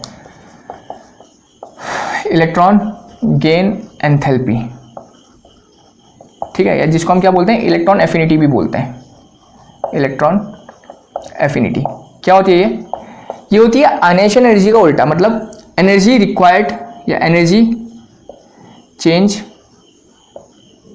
जनरली बुक्स में इसको रिलीज लिखा होता है, ठीक है, अभी मैं समझा रहा हूँ मैंने चेंज क्यों लिखा। When an electron is added, ठीक है, जब इलेक्ट्रॉन ऐड होता है किसी न्यूट्रल गैसेस एटम के अंदर, न्यूट्रल गैसेस एटम, ठीक है, फिर सिंपल समझो कि जब इलेक्ट्रॉन क्या होता है, ऐड होता है, तब जो एनर्जी में चेंज होता है उसको हम बोलते हैं इलेक्ट्रॉन गेन एंथैल्पी, ठीक है। एक चीज का ध्यान रखना है, बहुत सारी बुक में चेंज नहीं लिखा होगा, रिलीज लिखा होगा। जो चेंज है यहाँ पर, इसको चलो यहाँ पर लिख देता हूँ, जो चेंज है ये चेंज दो टाइप का हो सकता है, एनर्जी रिलीज भी हो सकती है और एनर्जी एब्जॉर्ब भी हो सकती है। अभी इसको समझा रहा हूँ मैं, बहुत ध्यान से आप समझो, यहाँ सबसे ज़्यादा कंफ्यूजन होता है बच्चों को। तो डेफिनेशन ये भी हो सकती है energy release when an electron is added, या फिर energy absorb when an electron is added. तो इसको सिंपल रखने के लिए मैंने क्या लिख दिया, चेंज लिख दिया, ठीक है। चेंज क्या हो सकता है, एनर्जी रिलीज भी हो सकती है और एनर्जी एब्जॉर्ब भी होती है, एब्जॉर्ब, ठीक है। एनर्जी जब रिलीज होगी, बहुत ध्यान से आप सुनो, एनर्जी जब रिलीज होगी तो हम इसको बोलते हैं negative electron gain enthalpy, negative electron gain enthalpy, ठीक है। इसको मैं अभी एक्सप्लेन कर रहा हूँ, बहुत ध्यान से समझो। नेगेटिव पॉजिटिव में जब एनर्जी क्या होगी, रिलीज होगी, तो उसको बोलूंगा नेगेटिव इलेक्ट्रॉन गेन एंथैल्पी, और जब एनर्जी एब्जॉर्ब होगी तो उसको मैं बोलता हूँ पॉजिटिव इलेक्ट्रॉन गेन एंथैल्पी, ठीक है। जब एनर्जी रिलीज होती है तो उसको मैं बोलता हूँ नेगेटिव इलेक्ट्रॉन गेन एंथैल्पी, और जब एनर्जी एब्जॉर्ब होती है तो उसको मैं बोलता हूँ positive electron gain enthalpy. Clear हो गया, इसको मिटा देते हैं। इतनी बात समझ आ गई। एनर्जी में चेंज हो सकता है when electron added neutral gases atom के अंदर। अब चेंज एनर्जी रिलीज हो सकती है, बाहर निकल सकती है एनर्जी, एक्सप्लेन कर रहे हैं। अगर रिलीज होगी तो उसको बोलूंगा नेगेटिव इलेक्ट्रॉन गेन एंथैल्पी, और एनर्जी अगर एब्जॉर्ब होगी तो उसको बोलूंगा पॉजिटिव इलेक्ट्रॉन गेन एंथैल्पी, ठीक है। पहली बात क्लियर होगी कि नेगेटिव और पॉजिटिव इलेक्ट्रॉन गेन एंथैल्पी कब यूज करता हूं मैं। अब दूसरी चीज क्या होती है, इसको समझते हैं। तो देखो, जैसे सपोज एक एग्जाम्पल ले रहा हूँ मैं, ट्रेंड से पहले, ट्रेंड का उतना ज़्यादा इंपॉर्टेंट नहीं है, पहले इसको समझना इंपॉर्टेंट है, नेगेटिव और पॉजिटिव कहाँ होती है, कैसे होती है। तो एक एग्जाम्पल ले रहा हूँ, सपोज सोडियम और मैग्नीशियम। सोडियम का एटॉमिक नंबर क्या होता है 11, और मैग्नीशियम का एटॉमिक नंबर होता है 12। अगर कॉन्फिगरेशन लिखोगे क्या आएगा, 281 आएगा, और इसका कॉन्फिगरेशन लिखोगे क्या आएगा, 282 आएगा जनरल, या फिर 1s2 की टर्म में भी लिख सकते हो, ठीक है। अब देखो क्या होगा। अब सबसे पहली बात मुझे ये बताओ, क्या इनकी टेंडेंसी इलेक्ट्रॉन देने की है या इलेक्ट्रॉन लेने की है, जरा सोचो। इन दोनों सोडियम और मैग्नीशियम की टेंडेंसी जरा सोचो, क्या है, इलेक्ट्रॉन देना ज़्यादा पसंद करते हैं कि इलेक्ट्रॉन लेना ज़्यादा पसंद करते हैं। तो डेफिनेटली आपको पता होगा दोनों प्रीफर क्या करते हैं, प्रीफर करते हैं इलेक्ट्रॉन डोनेट प्रीफर करते हैं, यही प्रीफर करेंगे, इलेक्ट्रॉन डोनेशन प्रीफर करेंगे। यहाँ से एक इलेक्ट्रॉन निकलेगा तो ऑक्टेट कंप्लीट हो जाएगा, यहाँ से 2 इलेक्ट्रॉन निकलेगा, फिर से आउटर मोस्ट ऑक्टेट कंप्लीट हो जाएगा, स्टेबल बन जाएंगे, यही है। तो दोनों यहाँ पर सोडियम और मैग्नीशियम क्या करना पसंद कर रहे हैं, इलेक्ट्रॉन देना पसंद कर रहे हैं। क्लियर हो गया इतना। तो मतलब अब अगर मुझे इलेक्ट्रॉन गेन एंथैल्पी की बात कर रहा हूँ तो मुझे यहाँ पर इलेक्ट्रॉन क्या करना है, देना है। इलेक्ट्रॉन ऐड करवाना है, इलेक्ट्रॉन क्या करना है, मुझे ऐड करना है। और इन दोनों की टेंडेंसी क्या है, इन दोनों की टेंडेंसी क्या है, इलेक्ट्रॉन को लूज करना। इन दोनों की टेंडेंसी क्या है, इलेक्ट्रॉन को लूज करना। आ रही इतनी बात समझ में? इन दोनों की टेंडेंसी है इलेक्ट्रॉन को लूज करना to achieve tendency, general tendency क्या है, लिख देता हूँ। टेंडेंसी क्या है इनकी, इलेक्ट्रॉन डोनेट करना, इलेक्ट्रॉन लूज करना टू अचीव स्टेबल कॉन्फिगरेशन, समझ आ रही है? यहाँ से 2 इलेक्ट्रॉन निकलेंगे, outermost octet complete, 1 electron निकलेगा, आउटर मोस्ट ऑक्टेट कंप्लीट। ये इनकी टेंडेंसी है। पर according to electron gain enthalpy मुझे क्या कराना है, इलेक्ट्रॉन ऐड कराना है। ये तो होता है इलेक्ट्रॉन गेन एंथैल्पी का मतलब क्या है, जब इलेक्ट्रॉन ऐड होता है। तो इलेक्ट्रॉन जब ऐड कराऊंगा तब क्या करना पड़ेगा। अब जरा सोचो, यहाँ से इलेक्ट्रॉन ये बाहर निकलना चाह रहे हैं, मुझे जबरदस्ती उसको अंदर इलेक्ट्रॉन डालना है, तो मुझे क्या करना पड़ेगा, एक्स्ट्रा एनर्जी लगानी पड़ेगी ना एनर्जी। तो मुझे यहाँ पर भी एनर्जी लगानी पड़ेगी और यहाँ पर भी एनर्जी लगानी पड़ेगी। क्लियर हो गया? अब देखो, यहाँ पर भी एनर्जी लगाऊंगा, यहाँ पर भी एनर्जी लगाऊंगा, तो मुझे क्या करना पड़ेगा, एनर्जी यहाँ पर क्या होगी, एब्जॉर्ब होगी। ये भी एनर्जी देनी पड़ेगी, इसको भी एनर्जी देनी पड़ेगी। सोडियम और मैग्नीशियम अक्रॉस दी ग्रुप है, सोडियम का साइज थोड़ा सा बड़ा रहता है और मैग्नीशियम का साइज थोड़ा छोटा रहता है। न्यूक्लियस, अगर मैं न्यूक्लियस बनाऊँ तो अक्रॉस दी ग्रुप की बात कर रहा हूँ, ठीक है। एनर्जी इलेक्ट्रॉन इसको भी दे रहा हूँ, इसको भी दे रहा हूँ। टेंडेंसी इनकी है कि इलेक्ट्रॉन निकालना है ताकि नोबल गैस कॉन्फिगरेशन अचीव हो जाए। पर मैं क्या करना चाह रहा हूँ, मैं इलेक्ट्रॉन दे रहा हूँ, वाई, क्योंकि मैं इलेक्ट्रॉन गेन एंथैल्पी पढ़ रहा हूँ। क्लियर हो गया? तो जब मैंने इसको इलेक्ट्रॉन दिया, रहना तो पसंद नहीं कर रहा है, तो मुझे क्या करनी पड़ेगी, बाहर से एनर्जी देनी पड़ेगी कि भैया डंडा लेके बैठना पड़ेगा कि भैया तू रुक, ठीक है। इसकी और इसकी टेंडेंसी क्या, दोनों की बाहर निकलना है, इसकी भी यहाँ से निकलना है, इसकी भी यहाँ से निकलना है। जैसे बच्चों की टेंडेंसी क्या होती है, घर से बाहर निकलना, भागना, ये टेंडेंसी होती है। पर पेरेंट्स क्या करते हैं, डंडा लेके बैठते हैं कि भाई नहीं भागेगा तो डंडा मारूंगा। ये तो रेडी पेरेंट्स की टेंडेंसी। तो मैं क्या करूंगा, जब इलेक्ट्रॉन इसमें डालूंगा तो मैं क्या लेके बैठूंगा, डंडा लेके बैठूंगा, एब्जॉर्ब कराऊंगा एनर्जी दूंगा बाहर से ताकि वो भागे ना। समझ आ गया? अब तो एनर्जी अगर मैं बाहर से दूंगा तो डेफिनेटली ये क्या करेंगे, एनर्जी एब्जॉर्ब करेंगे। और अगर एनर्जी एब्जॉर्ब करेंगे तो इसको इस टाइम जो इलेक्ट्रॉन गेन एंथैल्पी होगी उसको मैं बोलूंगा पॉजिटिव इलेक्ट्रॉन गेन एंथैल्पी। क्या बोलूंगा इस टाइम में, पॉजिटिव इलेक्ट्रॉन गेन एंथैल्पी बोलूंगा। इतनी बात समझ आ गई, पॉजिटिव इलेक्ट्रॉन गेन एंथैल्पी बोलूंगा क्योंकि एनर्जी एब्जॉर्ब हो रही है। अब देखो ज्यादा किस में होगी, तो देखो इलेक्ट्रॉन यहाँ भी आ रहा है, इलेक्ट्रॉन यहाँ भी आ रहा है, तो ज़्यादा दिक्कत वैसे दोनों में, पर ज़्यादा इजीली कहाँ आ सकता है, तो इलेक्ट्रॉन यहाँ पर आ सकता है। क्योंकि यहाँ से फिर जो न्यूक्लियस है वो भी उस इलेक्ट्रॉन को खींच लेगा, यहाँ पर भी खींचेगा। पर यहाँ इन दोनों के कंपैरिजन में न्यूक्लियस और आउटर मोस्ट इलेक्ट्रॉन के बीच में डिस्टेंस कहाँ कम रहेगा, इस वाले में कम है, इसको हटा देते हैं, इस वाले में कम है ना, न्यूक्लियस और आउटर मोस्ट इलेक्ट्रॉन जो हम दे रहे हैं उसके बीच में डिस्टेंस। तो इस वजह से यहाँ पर फिर न्यूक्लियस भी उसको क्या करने लगेगा, खींचने लगेगा, न्यूक्लियर पुल लगाएगा। इसकी वजह से यहाँ पर जो है वो कम एनर्जी देनी पड़ेगी। मतलब ये अगर सोडियम है या आपको मैग्नीशियम है, तो मैग्नीशियम की क्या होगी, less positive electron gain enthalpy, आई बात समझ में? क्योंकि अब इलेक्ट्रॉन यहाँ भी दे रहे हो, इलेक्ट्रॉन यहाँ भी दे रहे हो, दोनों जगह इलेक्ट्रॉन गेन एंथैल्पी लग रही है पॉजिटिव, क्योंकि एब्जॉर्ब कर रहा है वो, ठीक है।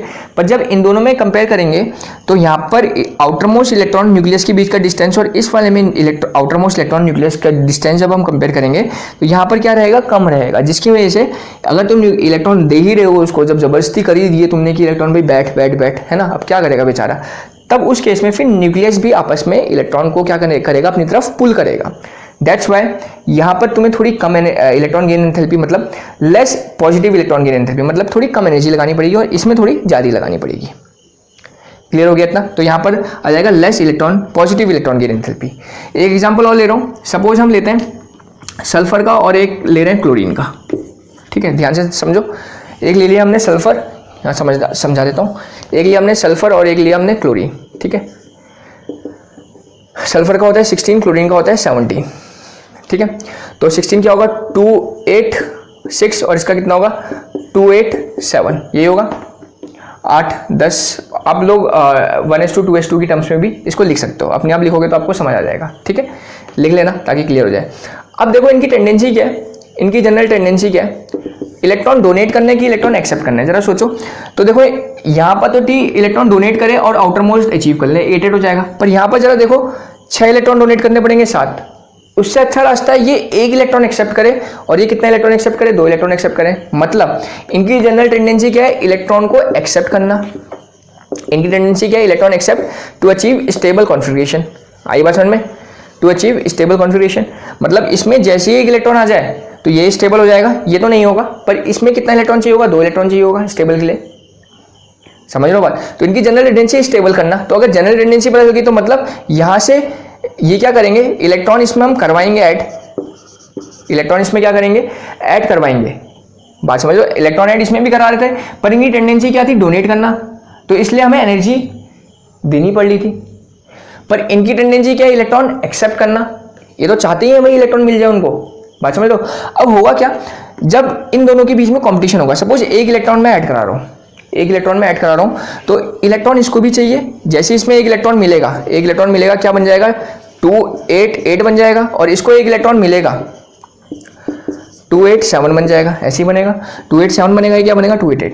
पर जैसे ही एक इलेक्ट्रॉन इसको मिला, ये क्या होगा, स्टेबल हो गया, 2 8 8 स्टेबल हो गया ना। इसको एक इलेक्ट्रॉन लेने से कोई फायदा नहीं हुआ, ये तो ना तो स्टेबल हो, ना तो पहले भी अनस्टेबल था, अभी भी अनस्टेबल है कॉन्फ़िगरेशन। पर इसकी कॉन्फ़िगरेशन पहले अनस्टेबल थी, अब क्या होगी, स्टेबल ऑक्टेट, लास्ट शेल में 8 इलेक्ट्रॉन आ गया, मतलब स्टेबल होता है, पता है आप लोग को। तो ये क्या हो गया, एक इलेक्ट्रॉन लेने के कारण स्टेबल हो गया। आ रही बात समझ में। तो जैसे ये स्टेबल हुआ, तो अगर इन दोनों में कंपैरिजन होगा तो जल्दी किसको होगी स्टेबिलिटी अचीव करने की, तो डेफिनेटली इसको होगी, क्लोरीन को, क्योंकि इसको एक इलेक्ट्रॉन लेने से ये अपनी स्टेबल कॉन्फ़िगरेशन अचीव कर रहा है। पर सल्फर को कोई फायदा नहीं हो रहा है, सल्फर अगर एक इलेक्ट्रॉन ले भी ले उससे कोई फायदा नहीं हो रहा है। बात समझ लो। और दूसरी बात, तो ये इलेक्ट्रॉन लेने के लिए क्या करेगा, जोर आजमाइश करेगा, इसको मनाएगा कि भाई मुझे लेने दे इलेक्ट्रॉन, या फिर जितनी भी इसके पास एनर्जी है सारी रिलीज कर देगा, सारी ताकत लगा देगा, ताकि जो इलेक्ट्रॉन आने वाला इलेक्ट्रॉन है, एक इलेक्ट्रॉन, वो इसको मिल जाए। समझ लो। तो अपनी पूरी ताकत लगा देगा, तो यहाँ पर क्या होगी, आपकी एनर्जी रिलीज होगी। ताकत लगा रहे हैं, एनर्जी क्या होगी, रिलीज होगी। आ रही बात समझ में, बहुत इजीली समझ आ रहा है अब। यहाँ एनर्जी, यहाँ ये बाहर जा रहे थे, यहाँ पर वो एक्सेप्ट ही कर रहा है, तो अगर एक्सेप्ट करेगा इलेक्ट्रॉन, तो एक्सेप्ट करने के लिए क्या करना पड़ेगा, उसको पूरी ताकत लगानी पड़ेगी अपनी, ताकि इलेक्ट्रॉन इसमें आए और ये क्या हो जाए, स्टेबल हो जाए। ठीक है। तो इसीलिए जब अपनी ताकत लगाएगा तो अपनी एनर्जी क्या करेगा, निकालेगा। तुम भी कहीं भाई कुछ खेलते हो, रस्सी खींचते हो, कुछ भी करते हो, ताकत लगाते हो ना, तो एनर्जी तुम्हारी रिलीज होती है। तो सिमिलरली यहाँ पर होगी, ये उस इलेक्ट्रॉन को खींचेगा अपनी तरफ। जैसे तुम्हारे दिमाग में होता है, हाँ भाई वहाँ प्राइस रखा हुआ, प्राइस चाहिए मुझे, प्राइस चाहिए के लिए हमें रस्सी खींच, टैग ऑफ वार कॉम्पिटिशन है, तो रस्सी खींचनी पड़ेगी, एनर्जी लगानी पड़ेगी, समझ लो, तभी तो जीतोगे, तब तो प्राइज मिलेगा। वो यहाँ पर है, इसको इलेक्ट्रॉन खींचना है, और ये चाहता है क्लोरीन को अगर ये इलेक्ट्रॉन मिले तो स्टेबल होगा, सल्फर को तो कुछ फायदा ही नहीं होगा एक इलेक्ट्रॉन का। ठीक है। तो क्लोरीन क्या करेगा, पूरी एनर्जी लगा डालेगा ताकि वो इलेक्ट्रॉन उसे मिले। तो एनर्जी क्या होगी, क्लोरीन की रिलीज होगी। और अगर एनर्जी रिलीज होगी तो हम बोलेंगे क्या होती है, नेगेटिव। जैसे एब्जॉर्ब में क्या होते हैं, पॉजिटिव इलेक्ट्रॉन गेन एंथैल्पी, तो अगर रिलीज होती है तो क्या बोलते हैं, नेगेटिव